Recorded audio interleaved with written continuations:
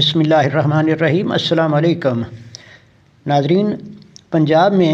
ابتدائی طور پہ 25 رکنی کابینہ کی تشکیل پر غور شروع کر دیا گیا ہے، اور ان میں مسلم لیگ نون کی طرف سے مریم اورنگزیب، خواجہ سلمان رفیق، خواجہ عمران نذیر، بلال یاسین، میاں مجتبی الرحمان، رانا محمد اقبال، منشاء اللہ بٹ، عظمیٰ بخاری شامل ہوں گے۔ اس کے علاوہ سردار شیر علی گورچانی، کاظم علی پیرزادہ، کرنل ریٹائرڈ محمد ایوب خان گادھی، ملک آصف بھا، اختر بوسال، راحیلہ خادم حسین، میاں یاور زمان، ملک اسد کھوکھر، فروخ علی جاوید اور شیخ سلمان نعیم کو بھی کابینہ میں شامل کیا جانے کا امکان ہے، جبکہ پاکستان پیپلز پارٹی کی طرف سے علی حیدر گیلانی اور استحکام پارٹی کے غضنفر عباس چھینا اور کاف لیگ کے چودھری شافی حسین کو بھی کابینہ میں شامل کیے جانے کا امکان ہے۔ اور اب مریم نواز جو ہے یہ اب یقینی طور پہ یہ پنجاب کی جو وزیر اعلیٰ ہیں، اور یہ جو ہے مریم نواز کے حلف اٹھانے کے بعد جو ہے یہ وزراء بھی حلف اٹھائیں گے۔ ادھر نون لیگ کے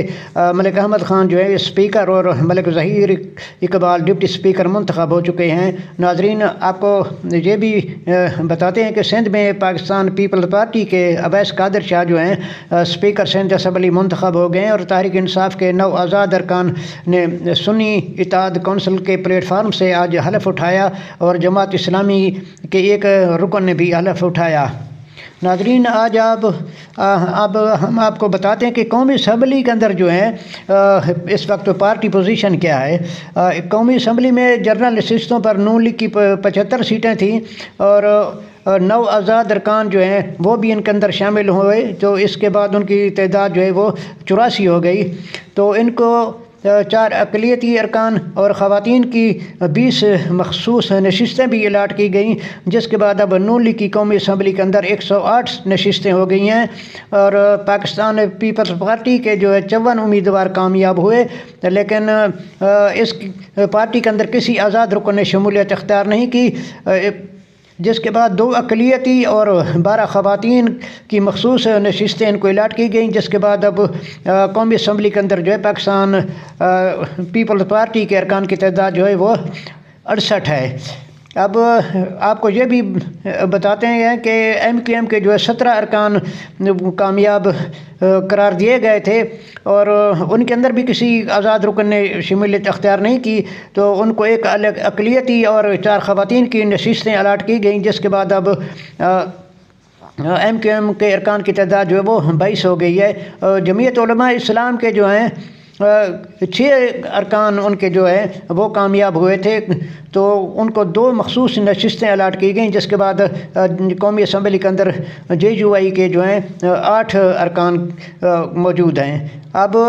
دوسری طرف ہم دیکھیں تو سنی اتحاد کے جو ہیں وہ 83 آزاد ارکان ہیں، ابھی تک ان کو جو ہے وہ مخصوص نشستوں کا کوٹا الاٹ نہیں کیا گیا، اور ان کے جو سنی اتحاد کا کالم ہے اس کے سامنے لکھا ہوا ہے کہ یہ معاملہ جو ابھی التوا میں ہے۔ اب پنجاب کے حصے میں آنے والی 32 میں سے جو ہے 20 سیٹیں الاٹ کر دی گئی ہیں، اور 12 سیٹیں جو ہیں وہ ابھی خالی پڑی ہیں۔ اب دوسری طرف ہم دیکھیں تو کاف لیگ کو جو ان کو 1 سیٹ الاٹ کی گئی ہے مخصوص، کیونکہ کاف لیگ کے جو 4 ارکان منتخب ہوئے تھے۔ فارمولہ یہ رکھا گیا ہے کہ 3 قومی اسمبلی کا اگر رکن ہو تو ان کو 1 مخصوص نشست الاٹ کی جاتی ہے۔ اگر پاکستان تحریک انصاف کے جو آزاد ارکان تھے اگر ان کو مخصوص نشستیں الاٹ کی جاتی تو پھر 4.5 ارکان پہ 1 نشست بنتی تھی، لیکن پاکستان تحریک انصاف کو جو ہے وہ ان کے ارکان کو نہیں شامل کیا گیا کسی جماعت کے اندر، اسی وجہ سے پھر پاکستان تحریک انصاف کا جو کوٹا ہے وہ دوسری جماعت کو الاٹ کر دیا گیا، اور اب یہی فارمولہ رکھا گیا کہ 4.5 ارکان کے بجائے 3 ارکان پہ 1 مخصوص نشست الاٹ کی گئی ہے۔ استحکام پارٹی کے جو ہیں وہ 3 ارکان کامیاب ہوئے تھے انتخابات میں، تو ان کو 1 سیٹ دی گئی ہے، جس کے بعد اب ان کے ارکان کی تعداد جو ہے وہ 4 ہو گئی ہے۔ ناظرین، آپ کو یہ بھی بتاتے چلیں کہ پاکستان تحریک انصاف کے بیرسٹر گوہر خان اور شیر افضل مربت کے درمیان جو ہے وہ کچھ اختلافات پیدا ہو گئے تھے، تو اب ان کے جو ہیں اختلافات وہ ختم ہو گئے ہیں، اور ان اختلافات کی وجہ یہ بنی تھی کہ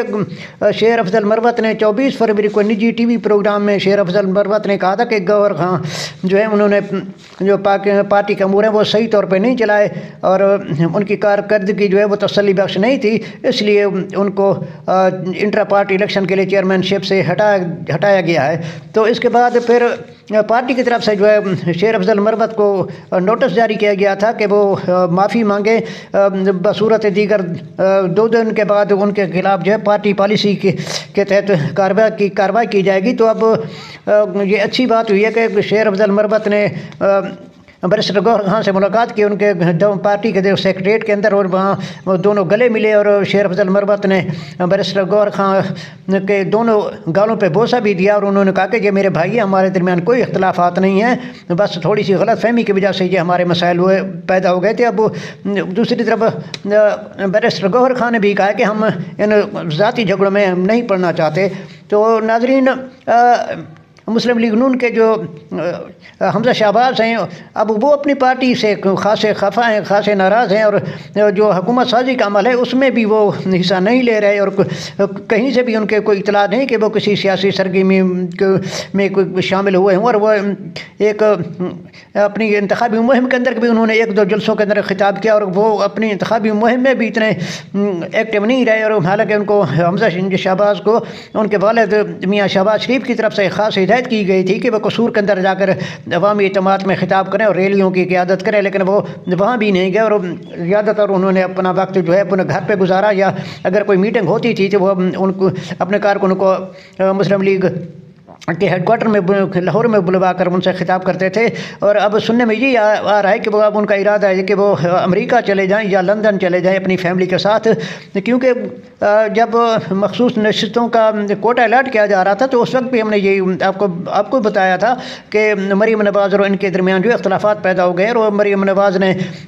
ان کے جو خواتین کا مخصوص کوٹا تھا اس کے اندر جو حمزہ شہباز کا جو گروپ تھا اس کو نظر انداز کر دیا گیا تھا، اور جس کی وجہ سے حمزہ شہباز خاصے خفا تھے، اور اب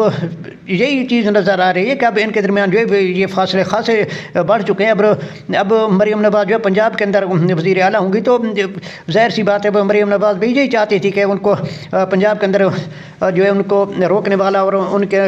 کسی قسم کی کوئی مسائل پیدا کرنے والا اسمبلی کے اندر نون لیگ کی طرف سے کوئی نہ ہو، جس کی وجہ سے پھر مریم نواز اور میاں نواز شریف صاحب نے حمزہ شہباز گروپ کو نظر انداز کیا، اور ان کو جو ہے وہ مخصوص نشستوں پہ ان کی خواتین کی جو فہرست تھی وہ انہوں نے قبول کرنے سے انکار کر دیا۔ تو اب اسی وجہ سے جو ہے حمزہ شہباز بھی اس حکومت سازی کے عمل میں اور ملاقاتوں میں الگ تھلگ ہیں، وہ کسی طرح کی بھی سیاسی سرگرمی میں حصہ نہیں لے رہے۔ ناظرین، پی ٹی آئی کا جو ہے 3 مارچ کو انٹرا پارٹی الیکشن کرانے کا اعلان کیا گیا، اور علی ظفر جو ہیں ممکنہ طور پہ پارٹی کی طرف سے چیئرمین کے طور پہ نامزد کیے گئے ہیں، اور عمر ایوب خان جو ہے وہ سیکرٹری جنرل کے امیدوار ہوں گے۔ ناظرین، آپ کو یہ بھی بتاتے ہیں کہ خیبر پختونخوا کا جو صوبائی اسمبلی کے اجلاس ہے وہ 28 فروری کو طلب کیا گیا، اور بلوچستان اسمبلی کا اجلاس بھی 28 فروری کو ہوگا، اور ممکنہ طور پہ یہ بھی سننے میں آ رہا ہے کہ 9 مارچ کو جو ہے وہ ملک میں صدارتی الیکشن ہوگا 9 مارچ کو، اور 29 فروری کو جو ہے قومی اسمبلی کا اجلاس ہوگا۔ اور یہ بھی سننے میں آ رہا ہے کہ شاید ابھی صدر مملکت نے اجلاس بلانے کی سمری پہ دستخط نہیں کیے، کیونکہ ان کی طرف سے اعتراض کیا جا رہا ہے کہ ابھی ہاؤس مکمل نہیں ہوا، اور جب تک ہاؤس مکمل نہیں ہوتا تو میں جو ہے اس سمری پہ دستخط نہیں کرتا۔ بہرحال یہ ناظرین ابھی صورتحال واضح ہو جائے گی کچھ دنوں کے بعد کہ کیا یہ اجلاس ہوتا ہے یا نہیں ہوتا، یا حکومت کی طرف سے کوئی اور آپشن استعمال کیا جائے گا، جس میں یہ بھی ہو سکتا ہے کہ وہ عدالت کے ذریعے پھر اجلاس بلانے کا فیصلہ کریں، یا پھر یہ بھی ہو سکتا ہے کہ وہ صدر مملکت کو کہیں کہ آپ رخصت پہ چلے جائیں، اور اس کے بعد جو ہے سینٹ کے چیئرمین وہ صدر کی حیثیت سے پھر اس اسمبلی کے اجلاس کے جو ہے وہ سمری پہ سائن کریں گے۔ اب دیکھتے ہیں، انتظار کرتے ہیں اس کا کیا نتیجہ نکلتا ہے۔ اور ادھر جماعت اسلامی کا امیر نے بھی انتخابات کے نتائج پہ جو ہے انہوں نے تنقید کی ہے، انہوں نے کہا کہ اسٹیبلشمنٹ نے نواز شریف اور آصف علی زرداری کے ساتھ مل کے ذیلی بنیادوں پہ ان کو کامیاب کرائے۔ انہوں نے کہا یہ انتخابات انجینئرڈ دھاندلی زدہ اور متنازع ہیں، اور انہوں نے کہا کہ یہ چار دیواری کے اندر بیٹھ کر جو ہے عوام کے مینڈیٹ پہ ڈاکہ ڈالا گیا ہے۔ ناظرین آپ کو یہ بھی بتاتے چلے کہ نون لیگ نے جو ہے ایاز صادق کو جو ہے وہ اب اسپیکرشپ کے لیے منتخب کیا، اور اس چیز پہ نون لیگ کی طرف سے سوچ وچار کیا جا رہا ہے کہ ایاز صادق جو پہلے بھی قومی اسمبلی کے اسپیکر رہے ہیں، تو اب یہی سوچا جا رہا ہے کہ اب آگے بھی ایاز صادق کو ہی جو ہے قومی اسمبلی کا اسپیکر منتخب کرایا جائے۔ ناظرین آپ کی خدمت میں پھر حاضر ہوں گے، اپنا بہت سا خیال رکھیے گا۔ اللہ حافظ۔ پاکستان زندہ باد۔